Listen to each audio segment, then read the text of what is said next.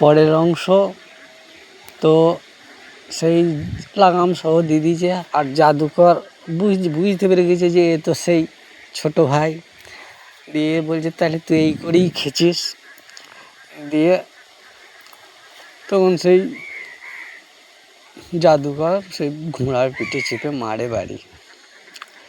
তো মারছে, বাড়ি আসে তত ছুটছে, কিন্তু ও পড়ে গেলেই তার ছাড়া হয়ে গেলেই সে অন্য কিছু হতে পারে।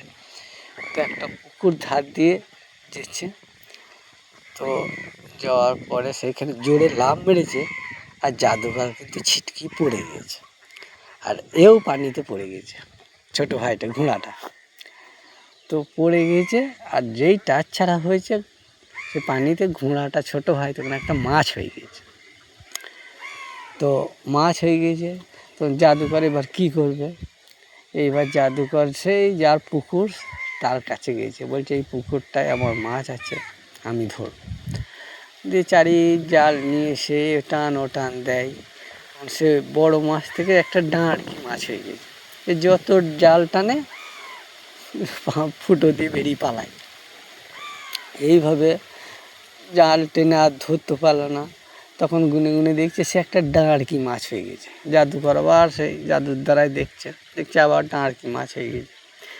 দিয়ে বলেছে পুকুরে, এই পুকুরটা মারবো। বলছে না, আমার অনেক মাছ ফেলা আছে, মারা হবে না। বলছে তোমার যত টাকা লাগে আমি দেবো, কিন্তু পুকুরটা মারবো সেই ডাঁড়কি মাছের জন্য। তো বলেছে বেশ ঠিক আছে। দিয়ে সে জাদুর দ্বারাই পুকুর এলাকায় সমস্ত টাকা পয়সা দিয়ে সেই পুকুরটা চারিধারে মেশিন ফেলে দেয়। পুকুর মরে দিয়ে এমনি করে অনেক মরে গিয়েছে। ঘোষেদের একটা গরু, খানিকটা গরু সেই পুকুরে পানি খেতে নেই। তো সেই ডাঁড়কি মাছ সে তখন সেই পানির সাথে সেই ঘোষের গায়ের পেটে সেই ডাঁড়কি মাছ চলে যায় গরুর পেটে। এ তখন পুকুর মেরে সেই মাছ আর পায় না, সে তো গরুর পেটে চলে গেছে।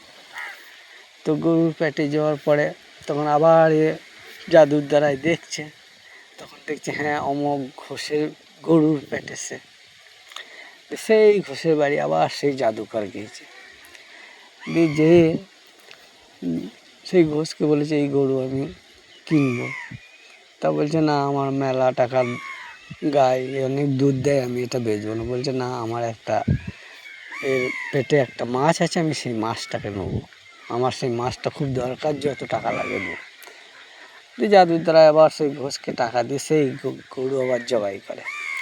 কাটার পরে সেই খুঁজছে সেই ডাঁড়কি মাছটা, একটা চিল অপর থেকে দেখতে পেয়েছে, একটা তার মাংসের পেটের ভিতরে মানে কলজির গায়ে দেখছে সেই ডাঁড়কি মাছটা লেগেছে। অপর থেকে একটা চিল দেখে সেই ডাঁড়কি মাছ ছো মেরে তুলে দেয়।